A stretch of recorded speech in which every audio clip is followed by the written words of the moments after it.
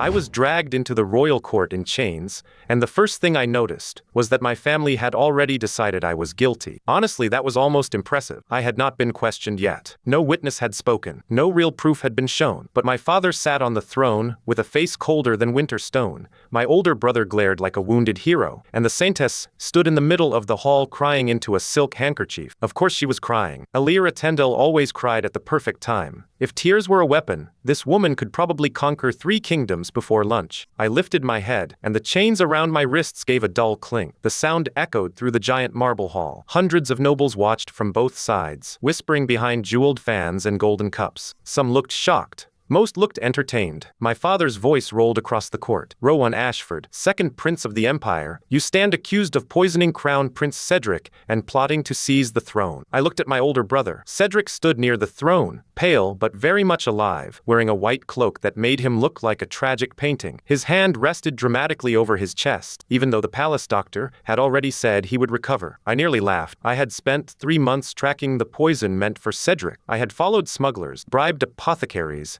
and stayed awake for nights reading old medical records. I had done all of that quietly, because telling Cedric would have been like asking a peacock to sneak through a forest. Then the poison appeared in Cedric's wine anyway, and somehow the cup had been found in my room. Very convenient. Truly, the villain of this story deserved at least one small clap for effort. Alira raised her tearful face. Her silver hair fell over her shoulders, shining under the holy lamps. The church called her blessed by the goddess. The people called her pure. I called her dangerous, but sadly nobody had asked me. Your Majesty, Alira said softly. I did not want to believe it. Prince Rowan has always been quiet and distant, but I never imagined he would hurt his own brother. A few noble ladies gasped. I stared at her. Quiet and distant. That was rich coming from someone whose entire personality was soft voice, sad eyes, and carefully timed lies. Alira pressed the handkerchief to her lips. Last night, I received a divine vision. I saw darkness around Prince Rowan. I saw blood on his hand. I tried to warn the crown prince, but I was too late. The court exploded with whispers. They said it like the words alone proved everything. A divine vision. The saintess saw it herself. How horrifying. I tilted my head. So your proof is a dream? The hall went dead silent. Alira froze for half a breath. Then her eyes trembled,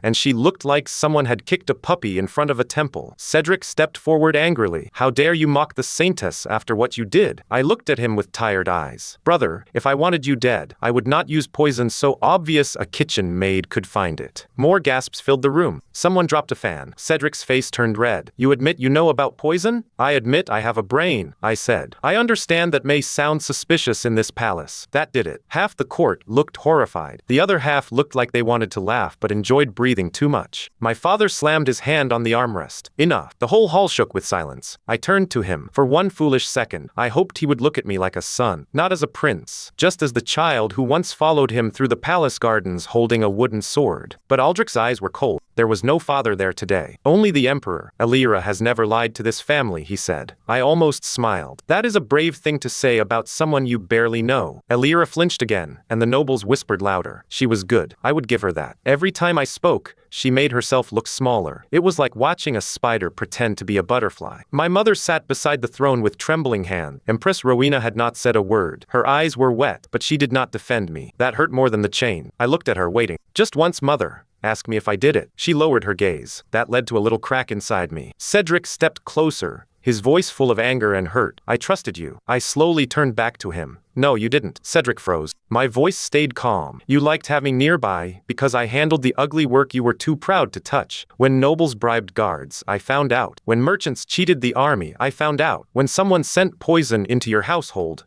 I found out. Cedric's face changed slightly. I leaned forward despite the guards gripping my arms. I was protecting you, genius. Elira's expression flickered. Under all that holy light, there was the real woman, cold, angry, and afraid. Cedric opened his mouth, but Alira suddenly swayed. 2 priestesses rushed to catch her. Saintess, one cried. Alira clutched her chest. Please, stop. I cannot bear this hatred. Prince Rowan's darkness is pressing on my soul. I blinked slowly. That was the worst acting I had ever seen, and I had once watched Cedric pretend to enjoy a peace treaty dinner. The high priest stepped forward, his white robes dragging across the floor. Your Majesty, the saintess is suffering. Darkness reacts violently when exposed to divine truth. I looked at him. Or she skipped breakfast. A few young knights made choking noises. The high priest's face tightened. Blasphemy. No, that was sarcasm. Blasphemy would take more effort. My father stood. Instantly, every noble dropped into a bow. Every noble except me, because the chains made bowing difficult and my mood made it impossible. Aldrich looked down at me. Rowan Ashford, for the attempted murder of the crown prince and betrayal of the imperial throne, you are stripped of your title,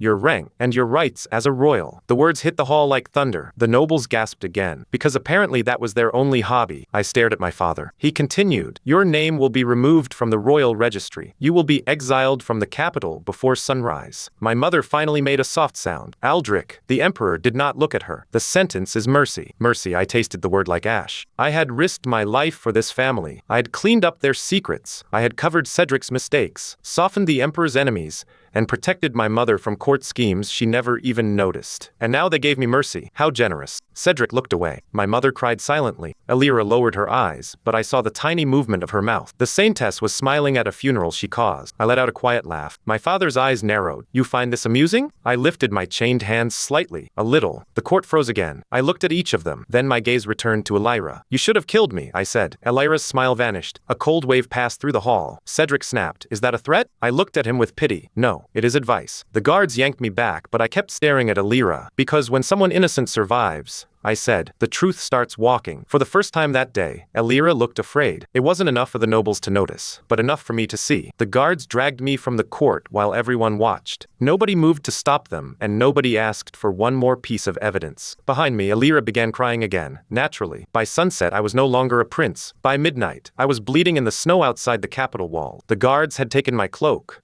my boots, and the signet ring my mother gave me when I was 12. One guard had apologized before pushing me through the gate. The other had kicked me and told me not to crawl back. I remembered both faces. I believed in fairness like that. The snow fell harder as I walked along the frozen road. The capital glowed behind me, warm and golden. It looked beautiful from far away. Most rotten things did. I stumbled once, caught myself against a tree, and forced my legs to keep moving. I needed shelter. I needed a plan. I needed to stay alive long enough to make Elira regret waking up that morning. A branch cracked nearby. I stopped. The road was empty, but the forest beside it was too quiet. Then came the faint sound of metal sliding from leather. Assassins. I sighed. Really? I muttered. Exiled and murdered on the same night? That feels a little excessive. 3 masked men stepped from the trees. Their cloaks were white to blend with the snow. Their daggers were black to hide blood. Not amateurs, then. Someone had paid well. The tallest assassin spoke. Prince Rowan Ashford. I rubbed my numb fingers together. Former prince. Technically. The assassin paused. You will die here, the man said. I looked at the 3 daggers, then at my own half-frozen hands. Under normal circumstances, I could handle 3 men. I had trained since childhood,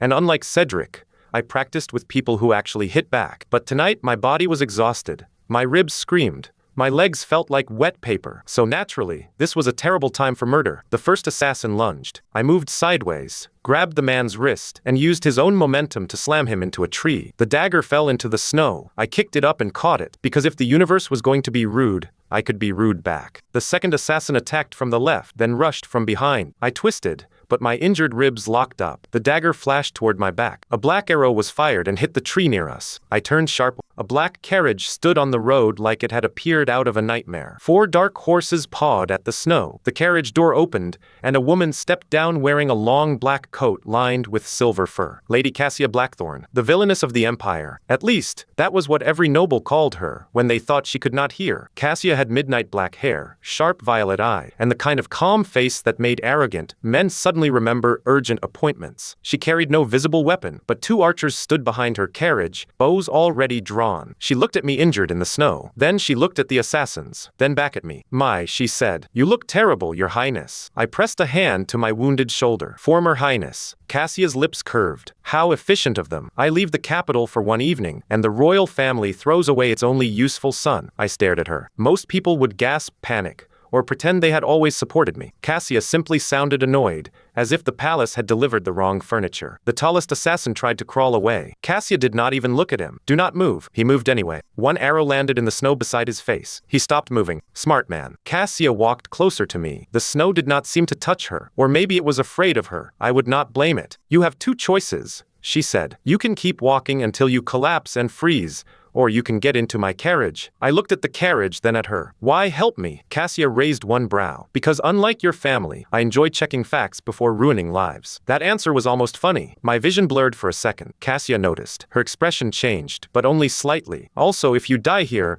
Elira wins by morning. That's all I needed to hear. I took one step toward her. My knees gave out. Cassia caught me before I hit the snow. She was stronger than she looked, which was saying something, because she already looked like someone who could insult a dragon into apologizing. I tried to speak, but my mouth barely moved. Cassia leaned closer. Save your strength. I forced the words out anyway. The poison cup was planted. I know. My eyes opened a little wider. Cassia nodded toward the carriage. And the priest who testified today bought 3 bottles of widow root from the Eastern apothecary last week. My breath caught. Widow root. That was the missing ingredient. The palace doctors had not found it because it vanished quickly in wine. I had suspected it, but I never had proof. Cassia already did. I stared at her through the falling snow. How? Cassia smiled softly. It was not a warm smile. It was a knife-wearing lipstick. Because, Rowan Ashford, you are not the first person the saintess has buried. Then everything went black. When I woke, I was not dead. That was a pleasant surprise. I lay in a large bed under heavy blankets, staring at a ceiling painted with silver vines and black roses. A fire burned in the hearth, and the room smelled like herbs and expensive danger. My shoulder was bandaged.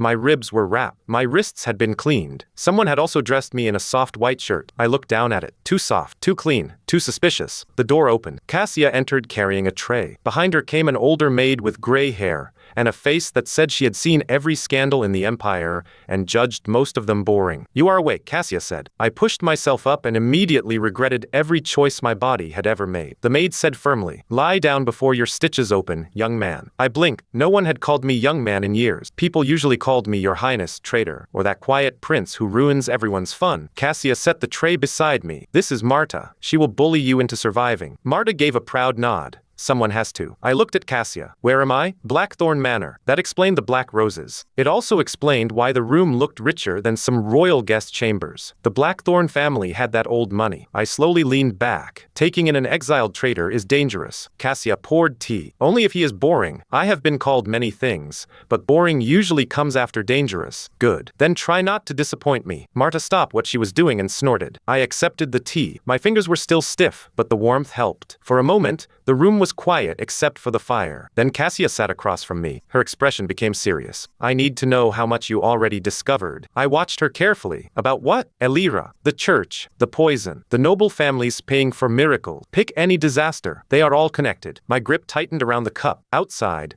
morning light pressed against the curtain. All I could think was that Elira was probably standing on a temple balcony, whispering about mercy and darkness, while enjoying applause. The thought made my chest cold. I found smuggling routes, I said. Poison ingredients moved through church supply wagon. Payments hidden under temple repairs. 3 dead servants connected to Cedric's wine cellar. Cassia's eyes sharpened. Names? Lina, Thomas, and Herrick. Marta crossed herself silently. Cassia's mouth tightened. I had 2 of those names. And the third? Buried before I reached him. I set down the cup. You were investigating her too. For 2 years. That surprised me. Cassia leaned back, looking toward the fire. Before Elira became the Empire's perfect saintess, she was assigned to the Northern Temple. My family donated grain there during a famine. 300 sacks vanished. The priests blamed bandits. They were lying. Of course they were lying. Bandits have many talents, but forging church seals is rarely one of them. I almost smiled. Cassia continued. I investigated. Quietly at first. Then I confronted the wrong priest in public. I understood at once.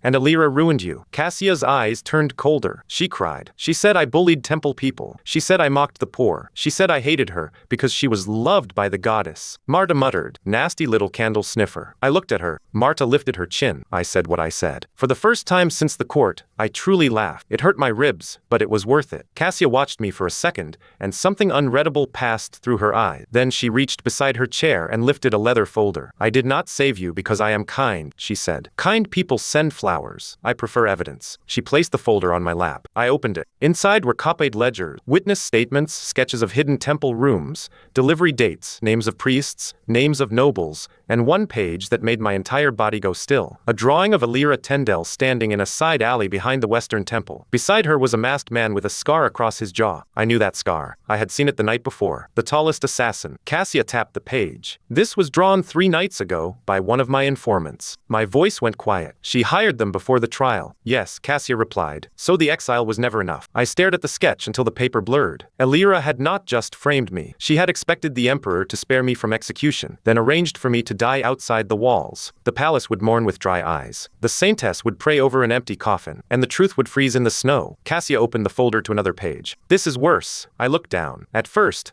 I did not understand what I was seeing. It was a payment record with the imperial seal. The amount was enormous. The receiver was hidden under a temple code. Then I saw the signature. My father's, Emperor Aldrich. My stomach dropped. Cassia spoke gently this time, which somehow made it worse. The emperor has been funding the church's private operations for years. I shook my head once. No, he would not knowingly support Elira. I did not say he knew everything. Cassia's gaze did not move from my face, but he knew enough. The fire cracked loudly. I felt the room tilt beneath me. My father had thrown me away in court. That was betrayal. But this was different. This meant the palace and church were tied together in a way I had never seen. It meant Elira was not just a liar with pretty eyes and fake visions. She was protected by money, politics, and secrets old enough to have roots. I turned the page with stiff fingers. Another document waited underneath. This one had no royal seal. It had my name, Rowan Ashford. Below it were 3 words written in neat black ink. Asset to remove. The room went silent. Cassia watched me carefully. I read the words again, once, twice, 3 times. My family had not simply believed a lie. Someone inside the palace had signed off on removing me before the trial even began. I lifted my eyes to Cassia. How long have you known? Cassia's face was calm, but her voice was sharp enough to draw blood. Long enough to know your family did not just betray you. She turned one final page. At the bottom was a list of names. The emperor's advisor, the high priest, 2 royal guards, and Crown Prince Cedric's private secretary. Cassia looked straight at me. They sold you. The words hit me harder than the assassins had. They sold me. There is a very special kind of pain that comes when betrayal gets paperwork. I stared at the list of names until the ink started to blur. The emperor's advisor, the high priest, 2 royal guards, Cedric's private secretary. People who had walked past me every day. People who bowed to my face,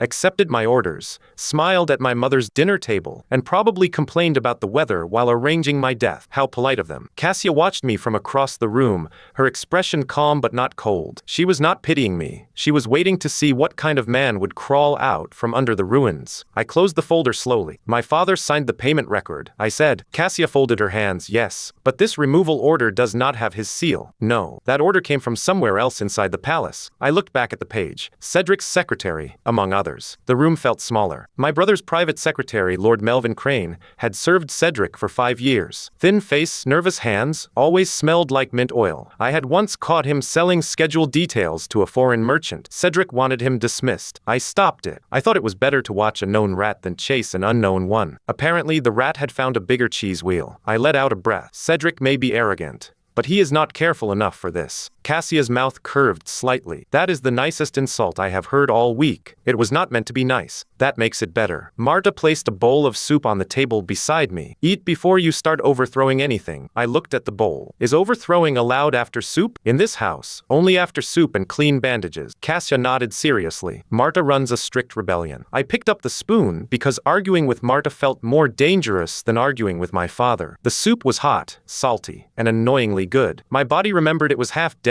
and suddenly became very interested in survival. Cassia waited until I ate a few bites before speaking again. Elira will make her first public move today. I paused. Already? She has to. If she waits, rumors grow teeth. By noon, she will visit the temple balcony and pray for your soul. I stared at her. Cassia's face stayed calm. She will call you lost to darkness. She will beg the people not to hate you. She will cry beautifully. The crowd will adore her. The church will collect donations in your name. I slowly set down the spoon. She is going to profit from framing me, of course. Why waste a good scandal? I leaned back against the pillows. My shoulder burned, my ribs ached, and I had never wanted to throw someone off a balcony more in my life. For legal reasons, preferably into a pile of hay. Then we stop her, I said. Cassia tilted her head. You can barely sit up. I can sit dramatically. That is half of politics. Marta pointed the spoon at me. You will not leave this bed today. I looked at Cassia for support. Cassia sipped her tea. Marta is right. Traitors everywhere. I narrowed my eyes. You brought me evidence and then expect me to nap? I expect you to think. I think better while ruining people. You will ruin people more effectively if you are not bleeding through my guest sheets. That was annoyingly logical. I hated when other people were annoyingly logical. That was supposed to be my job. Cassia stood and crossed the room to the window. She pulled the curtain aside. Morning snow covered the blackthorn gardens,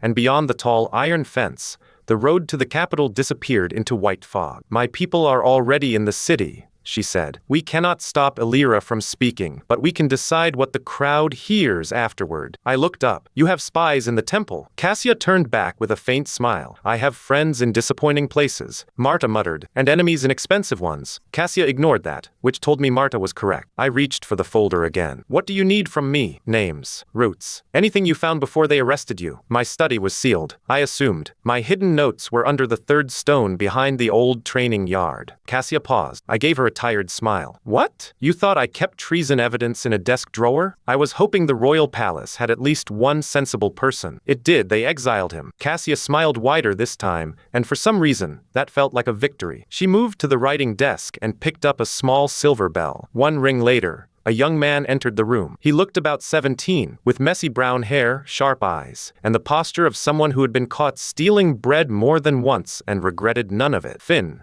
Cassia said. The old training yard, third stone behind the eastern wall.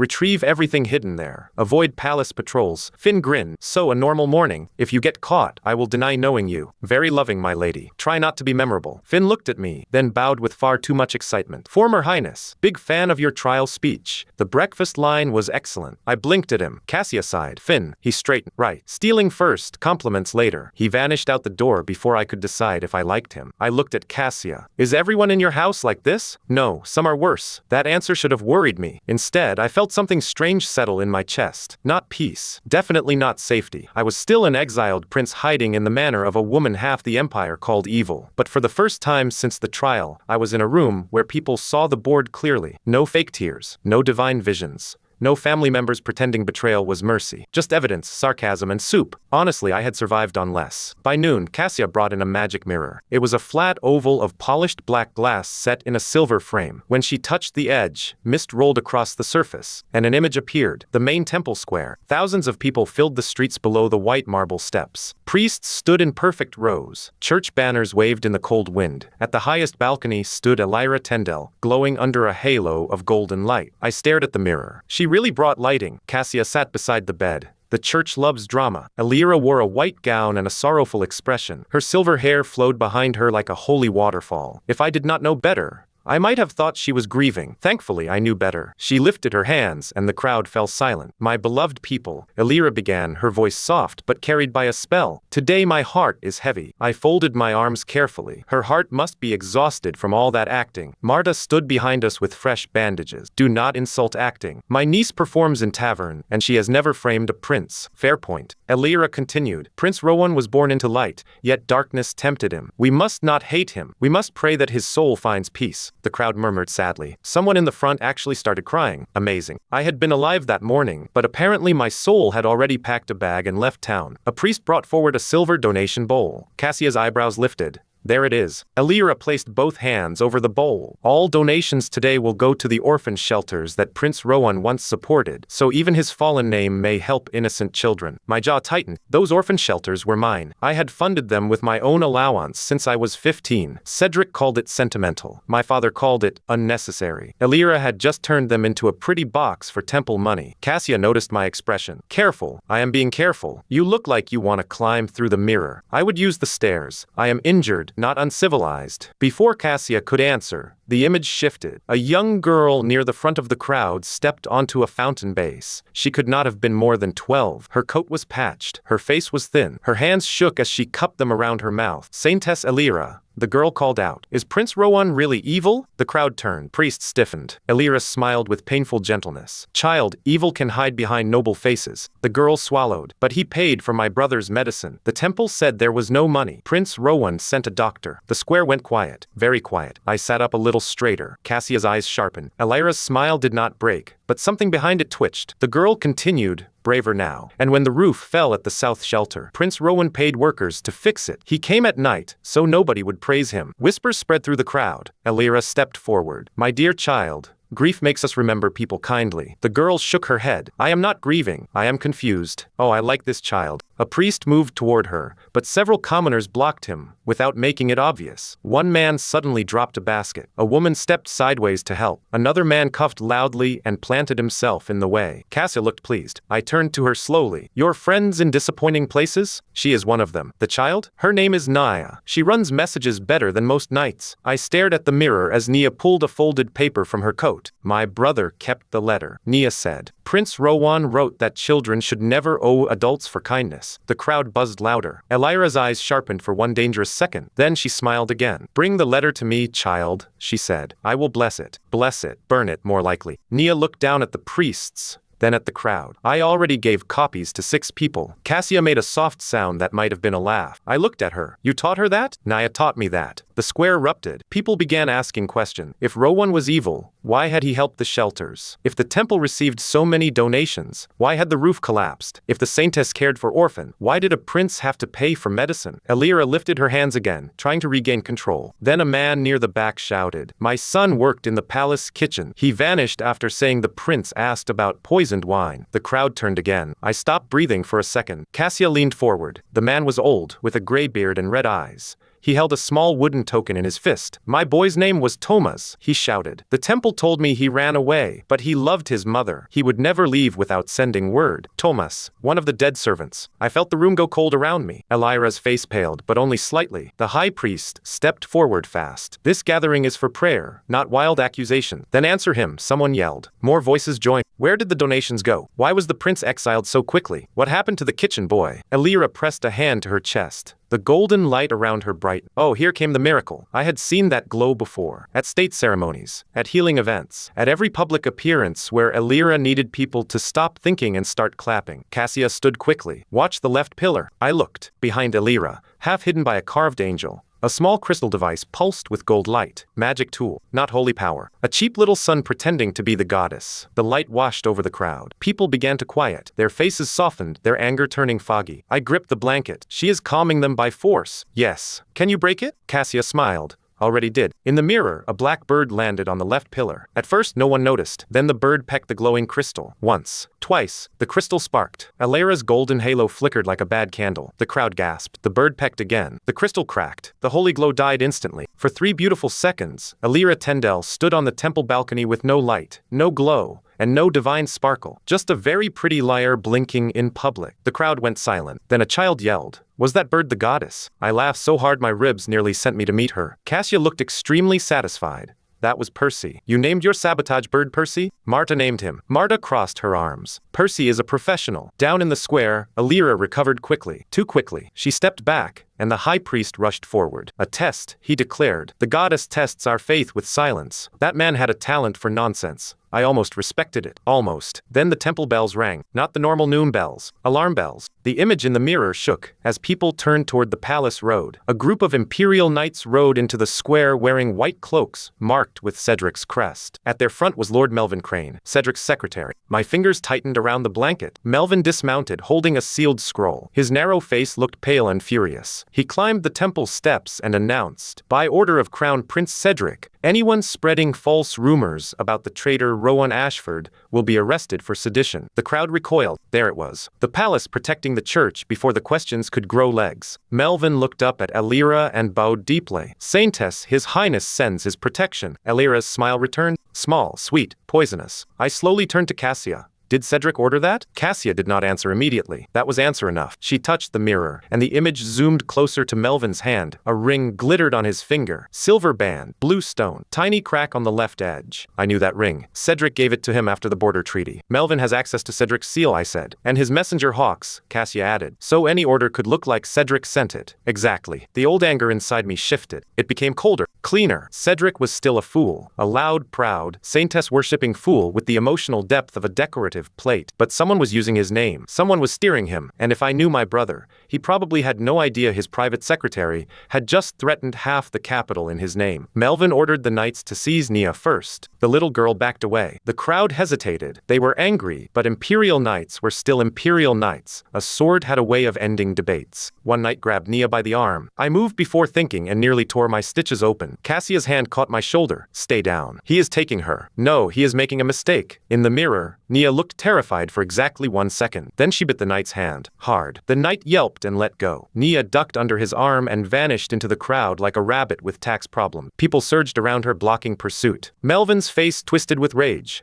Arrest them! The knights drew swords. The crowd screamed. Cassia's expression darkened. This is turning ugly, she said. I swung my legs off the bed. Marta barked. Absolutely not. I ignored the pain and stood. The room tilted, but I grabbed the bedpost and stayed upright through pure spite. Rowan, Cassia warned. I looked at the mirror. Melvin was shouting orders. Elira was watching from the balcony, hiding her smile behind both hands. The high priest looked furious. The crowd was one bad shove away from blood. If commoners died because they defended my name, I would never forgive myself. I looked at Cassia. Can your mirror project, or only watch? Her eyes narrowed. It can project. Into the square? Yes, but showing your face now is reckless. Good. They will not expect reckless from me. Marta stepped in front of me. You are injured. I know. You are exiled. I remember. You are wearing bedclothes. I looked down. That was unfortunate. Cassia removed her black outer coat and threw it at me. I caught it against my chest. She sighed. If you are determined to be stupid, at least look expensive. I put on the coat. It was warm, heavy, and smelled faintly like winter roses. I would examine that detail never. Cassia moved to the mirror and placed her palm against the frame. You will have 1 minute before the temple blocks the signal. 1 minute is enough. In your condition, 30 seconds is safer. Then I will be charming quickly. Marta handed me a cane. I looked at it. She glared back. I took the cane. Cassia whispered a command, and the mirror darkened. The image of the square twisted, widened, and flashed silver. Then my own reflection appeared above the temple square. Huge, pale, bandaged, wearing Cassia's black coat like I had crawled out of a funeral and stolen the guest list. The entire crowd froze. Melvin Crane turned white. Elira's hands dropped from her face. I leaned on the cane, smiled faintly, and spoke into the mirror. Good afternoon, I said. I see my funeral donations are going well. The square went silent so fast it was almost musical. Then chaos exploded. He is alive. Prince Rowan lives. The traitor is speaking through magic. Elira staggered back like she had seen a ghost, which, to be fair, was the point. Melvin shouted, "This is forbidden magic. Cut the signal." I raised one finger. Melvin,